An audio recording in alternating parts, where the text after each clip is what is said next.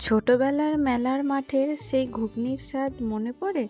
ঠিক সেই স্বাদেই বানিয়ে ফেললাম দারুণ চটপটা ঘুগনি। খুব সহজেই আর খুব তাড়াতাড়ি ঘুগনির রেসিপিটা বানানো যায়। চলুন রেসিপিটা দেখে নেওয়া যায়। 250 গ্রাম মটর সারা রাত ভিজিয়ে রেখেছিলাম, সকালবেলা প্রেসারে সিদ্ধ করে নিলাম। একটা বাটিতে আদা বাটা, হলুদ, নুন আর কিছুটা জল দিয়ে একটা পেস্ট তৈরি করে রাখবো। কড়াইতে তেল গরম করে শুকনো লঙ্কা আর গোটা গরম মশলার ফোড়ন দিলাম। তারপর টমেটো পেস্ট আর আদা বাটার পেস্টটা তেলে দিয়ে ভালো করে কষিয়ে নেব। এখানে আমি একটা টমেটো ইউজ করেছি বড়।